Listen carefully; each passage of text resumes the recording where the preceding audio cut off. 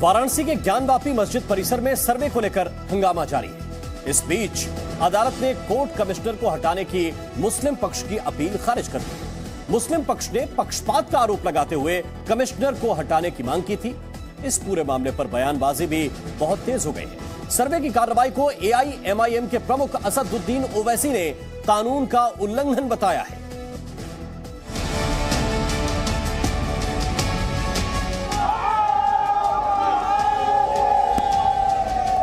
वाराणसी के ज्ञानवापी मस्जिद परिसर में सर्वे पर हंगामा जारी है। कोर्ट के आदेश के बाद भी आज दूसरे दिन सर्वे नहीं हो पाया। कमिश्नर और हिंदू पक्ष के वकीलों के साथ वीडियोग्राफर और फोटोग्राफर्स ने ज्ञानवापी परिसर में दाखिल होने की कोशिश की, लेकिन उन्हें भारी विरोध का सामना करना पड़ा।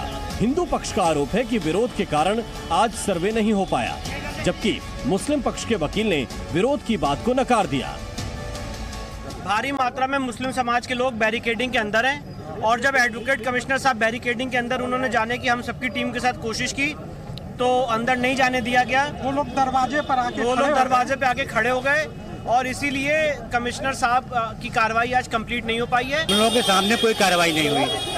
कोई कार्रवाई आज हुई है हम लोगों के सामने। ये 9 तारीख तक रुका है कि 9 तारीख लगी है, मुकदमे में डिस्पोजल तारीख है। इस बीच कोर्ट ने कमिश्नर बदलने की मुस्लिम पक्ष की अर्जी खारिज कर दी। कोर्ट ने वीडियोग्राफी जारी रखने को भी कहा है। मुस्लिम चाहते हैं कि यहाँ जांच ना हो, तमाम तरह के अवरोध उत्पन्न कर रहे हैं। कल ही बहुत अवरोध उत्पन्न किया। अब उनका कहना है कि एडवोकेट कमिश्नर साहब जो है वो बायस्ड हैं। तो भाई एडवोकेट कमिश्नर वीडियोग्राफी कर रहा है। वीडियोग्राफी में कोई किसी का पक्ष विपक्ष नहीं कर सकता, कोई झूठ नहीं बोल सकता है। कोर्ट के फैसले का मुस्लिम पक्ष ने विरोध किया।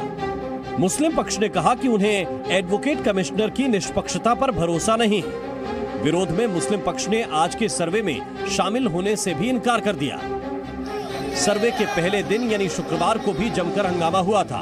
कोर्ट कमिश्नर ने श्रृंगार गौरी के आसपास के इलाके का तो सर्वे कर दिया था, लेकिन टीम जब मस्जिद का सर्वे करने पहुंची तो हंगामा शुरू हो गया था। कोर्ट कमिश्नर पहुंचे और ज्ञानवापी मस्जिद का वीडियोग्राफी, उससे पहले कुछ लोग जो मुस्लिम युवक हैं उन्होंने हंगामा करना शुरू किया है यहाँ पे। हालांकि पुलिस यहाँ से हटा रही है उनको और यहाँ हंगामा करके कुछ कोशिश कर रहे हैं माहौल बिगाड़ने की, लेकिन कुछ लोग यहाँ से फिर हटाने की कोशिश कर रहे हैं। इस बीच काशी विश्वनाथ मंदिर के पूर्व महंत डॉक्टर कुलपति तिवारी ने मुस्लिम समाज से ज्ञानवापी मस्जिद की जगह छोड़ने की अपील की है। जी न्यूज से एक्सक्लूसिव बातचीत में दावा किया कि मंदिर तोड़कर मस्जिद का ढांचा खड़ा किया गया। हालांकि मुस्लिम पक्ष ने इन दावों को नकार दिया। ज्ञानवापी मस्जिद का इतिहास बड़ा गोल मटोल है। ये मंदिरों को तोड़ के गोरी से, गजनी से, कुतुब से इस समय सब चलता रहा। अकबर एक ऐसा राजा आया था और उसका दारा शिको, ये सब 2 ऐसे राजे जो धार्मिक थे। वो सब मस्जिद, ये लोग जो है जबरदस्ती किसी मंदिर को पाए हैं और जो है जहां मंदिर खड़ा था उस पर जबरदस्ती, उस समय आबादी कम थी, इतनी राजनीति, अंग्रेजों का शासन था, वो लॉ डिवाइड एंड रूल था। हो सकता है उस समय बनवा लियो चोरी से, क्योंकि इसका नक्शा तो होगा। इस मामले में राजनीतिक बयानबाजी भी तेज हो गई है। एआईएमआईएम के अध्यक्ष असदुद्दीन ओवैसी ने कहा है कि जिला कोर्ट को सर्वे का आदेश देने का अधिकार नहीं। उन्होंने जिला कोर्ट के आदेश को सुप्रीम कोर्ट की अवहेलना बताया है। अगर ये मसले को तूल कोई दे रहा है तो वो बीजेपी दे रही है और संघ परिवार दे रही है। प्रधानमंत्री को बोलना चाहिए कि उनकी सरकार कमिटेड है 1991 places of religious worship act के लिए। क्यों नहीं बोलते प्रधानमंत्री? और जब सुप्रीम कोर्ट ने ये कह दिया कि वो एक्ट हमारे बेसिक स्ट्रक्चर का हिस्सा है, तो आप किस बुनियाद पर कर रहे हैं? आप लोअर कोर्ट को कोई इख्तियार हासिल ही नहीं है। बहरहाल तमाम विरोध के बीच वाराणसी की ज्ञानवापी मस्जिद का सर्वे शुरू हो गया है। वहीं मथुरा में श्री कृष्ण जन्मभूमि और शाही ईदगाह मस्जिद विवाद पर सेशंस कोर्ट ने फैसला 19 मई तक सुरक्षित रख लिया है। यानी आने वाले समय में इन 2 मामलों को लेकर विवाद और बढ़ सकता है। वाराणसी से रवि त्रिपाठी के साथ ब्यूरो रिपोर्ट, जी मीडिया। और आइए अब आपको बताते हैं कि काशी की ज्ञानवापी मस्जिद विवाद में अब तक क्या क्या हुआ है। याद कीजिए वर्ष 1991 जब पहली बार केस दाखिल करके पूजा की अनुमति मांगी गई। इसके बाद 1993 में इलाहाबाद हाईकोर्ट ने यथास्थिति रखने के लिए कहा था। 2018 में सुप्रीम कोर्ट ने स्टे ऑर्डर की वैधता 6 महीने बताई। इसके बाद 2019 में वाराणसी कोर्ट में फिर से सुनवाई शुरू हुई और 2021 में फास्ट ट्रैक कोर्ट ने ज्ञानवापी के सर्वे को मंजूरी दे दी थी। लेकिन 8 अप्रैल 2022 कोर्ट ने वीडियोग्राफी का आदेश दिया और इसके बाद कोर्ट ने वकील अजय कुमार को कोर्ट कमिश्नर नियुक्त किया, एडवोकेट कमिश्नर नियुक्त किया। कोर्ट ने दोनों पक्षों की मौजूदगी में रिपोर्ट तैयार करने के लिए कहा, यानी कि सर्वे करने के लिए कहा। और 6 मई 2022 ज्ञानवापी परिसर की वीडियोग्राफी हुई। 7 मई 2022 दूसरे दिन भी ज्ञानवापी परिसर की वीडियोग्राफी कराने के लिए कोशिश की गई, लेकिन मुस्लिम पक्ष के विरोध की वजह से आज वो प्रक्रिया पूरी नहीं हो पाई।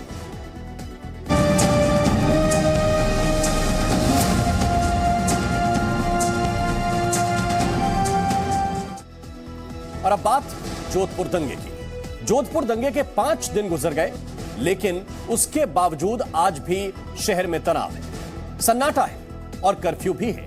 धीरे धीरे जोधपुर दंगे की वो तस्वीर सामने आ रही है जिसे देखकर पता चलता है कि दंगाइयों ने 3 मई के दिन कैसा तांडव मचाया था। सीसीटीवी के जरिए सारे गुनहगारों का चेहरा अब सामने आ रहा है। ईद के दिन प्लानिंग के साथ आए उपद्रवियों ने जमकर उत्पात मचाया था। आज जो सीसीटीवी तस्वीरें सामने आई हैं वो सबसे खौफनाक है। दंगाइयों की भीड़ एक बाइक सवार को दौड़ाकर उस पर तलवार से हमला भी कर रही है।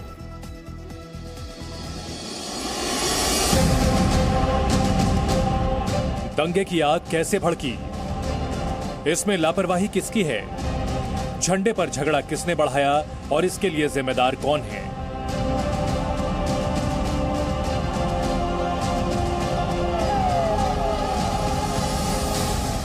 इन सारे सवालों के जवाब जांच एजेंसियां तलाश रही हैं। 4 दिन हो गए, लेकिन शहर में दहशत और सन्नाटा आज भी है। त्योहारों के मौके पर दंगाइयों ने शहर की शांति को बिगाड़ कर रख दिया था। हिंसा के 4 दिन बाद अब तक का सबसे खौफनाक वीडियो सामने आया है।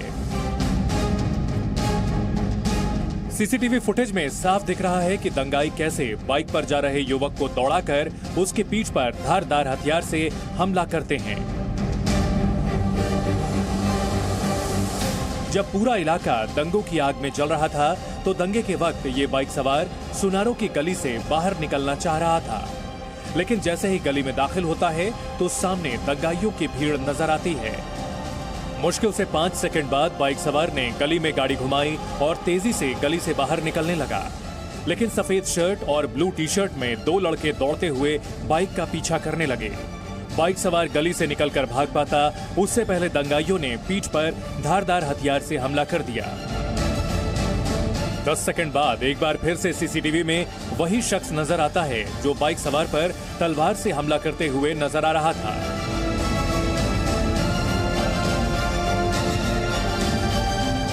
प्लानिंग के साथ आए उपद्रवियों ने जमकर उत्पात मचाया था। तेजाब से भरी बोतलें घरों पर फेंकी जा रही थीं और दहशत फैलाने के लिए तलवारें लहराई जा रही थी। 3 मई का दूसरा सीसीटीवी फुटेज देखिए। हर मोहल्ले में उपद्रवियों के अलग अलग ग्रुप उत्पात मचा रहे थे। सोनारों का बास मोहल्ले की ये तस्वीर है। उपद्रवियों की भीड़ दूसरे समुदाय के लोगों के घरों को निशाना बना रही थी। एक गली से शुरू हुआ उपद्रव देखते ही देखते जोधपुर के कई इलाकों में पहुंच गया था।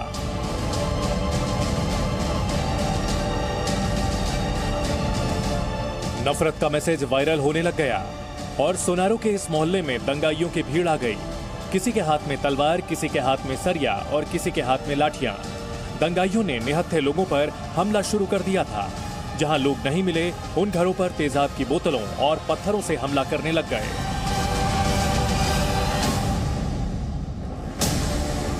सुबह ईद की नमाज करके लौटे थे और लौटते ही हंगामा शुरू हो गया। जिसके पास जो हथियार थे सब लेकर सड़क पर निकल आए।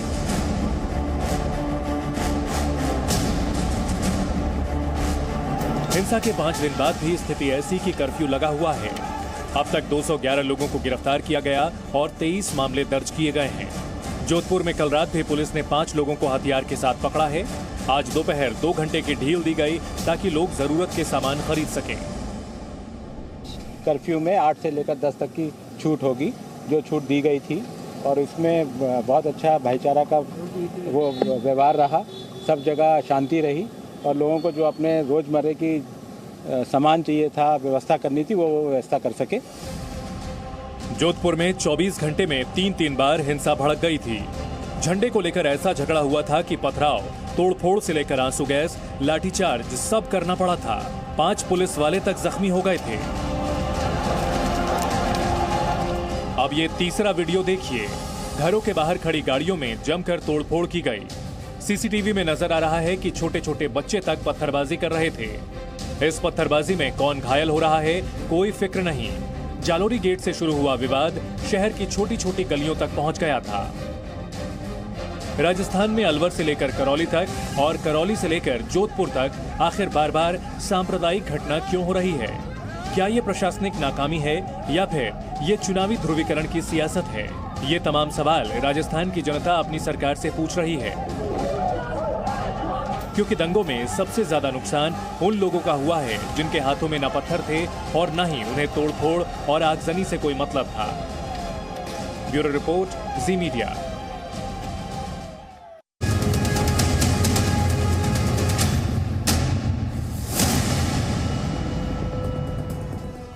और झारखंड में आईएएस पूजा सिंघल के ठिकानों पर आज भी छापेमारी जारी रही। पूजा सिंघल के चार्टर्ड अकाउंटेंट के घर से करीब 20 करोड़ कैश की बरामदगी के बाद ईडी के अफसर उसके दूसरे कनेक्शनों की पड़ताल में जुटे हुए हैं। इसके अलावा अवैध खनन से लेकर एनजीओ की फंडिंग समेत सभी गड़बड़ियों के मामले में ईडी के रडार पर है।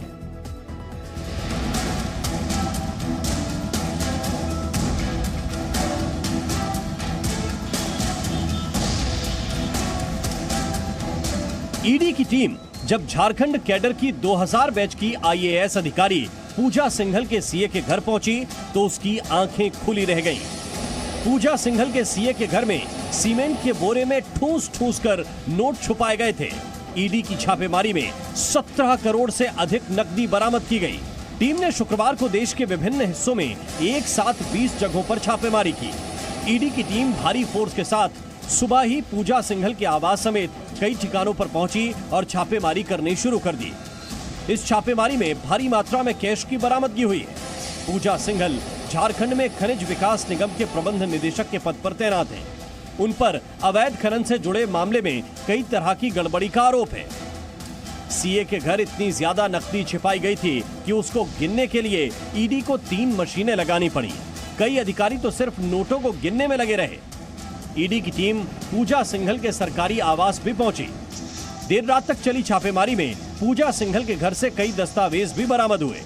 वहीं उनके पति अभिषेक के मल्टी सुपर स्पेशलिटी अस्पताल समेत 6 जगहों पर तलाशी ली गई। झारखंड के सीएम की करीबी कही जाने वाली पूजा सिंघल के ठिकानों पर छापे को लेकर सियासत भी तेज हो गई। सीएम हेमंत सोरेन ने कहा कि बीजेपी केंद्रीय एजेंसियों के जरिए लोगों को परेशान कर रही है। देश में कानून है, संविधान है, उससे बाहर क्यों नहीं जा सकता। और इसके विरुद्ध में जो जाता है परिणाम भी भुगतता है। देखिए, ये सब जिधर वक्त की है, ये हम लोग अपवाद नहीं है। ईडी ने अवैध खनन से जुड़े मामले में आईएएस पूजा सिंघल के सास और ससुर से भी पूछताछ की। इस दौरान कई अहम कागजात और बैंक पासबुक भी जब्त किए गए। फिलहाल 12 घंटे से ज्यादा समय तक चली छापेमारी देर रात खत्म हुई। पूजा सिंघल के सीए सुमन कुमार के घर से बरामद 17 करोड़ से अधिक की नकदी को 7 बक्सों में भरकर ईडी की टीम अपने साथ ले गई। जाहिर है, छापेमारी के बाद आईएएस पूजा सिंघल के कई और राज अभी सामने आने बाकी हैं। रांची से आशीष कुमार तिवारी और अभिषेक भगत के साथ ब्यूरो रिपोर्ट, जी मीडिया।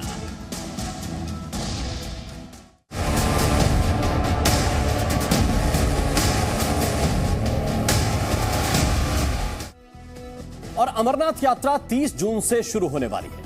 यात्रा से ठीक पहले सुरक्षा बलों ने हिजबुल के डिप्टी चीफ अशरफ खान उर्फ अशरफ मौलवी को मार गिराया है। इस एनकाउंटर में 2 और आतंकी भी मारे गए। इसके साथ ही 200 से ज्यादा आतंकियों की घुसपैठ का प्लान भी बेनकाब हुआ है। इधर इस बीच ऑपरेशन ऑल आउट की कामयाबी से आतंकी बौखला गए। हताश आतंकियों ने श्रीनगर में फायरिंग की, जिसमें एक पुलिसकर्मी घायल हो गया।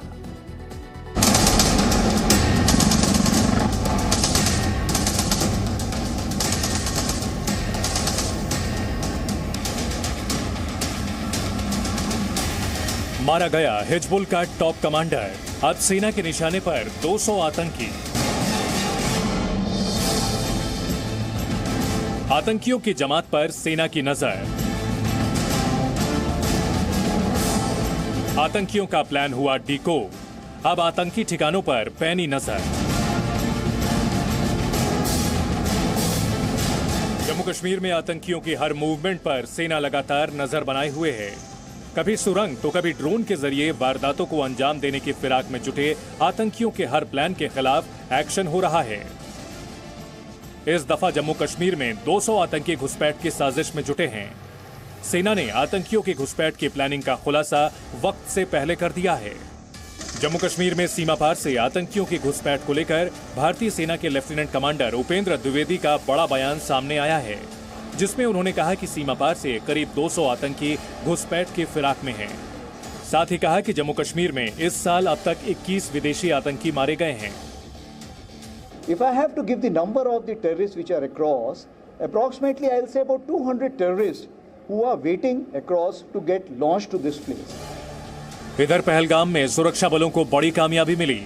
सुरक्षा बलों ने आतंकियों को घेर लिया और कई घंटों तक चले ऑपरेशन में हिजबुल का डिप्टी चीफ अशरफ खान उर्फ अशरफ मौलवी समेत 3 आतंकी मारे गए।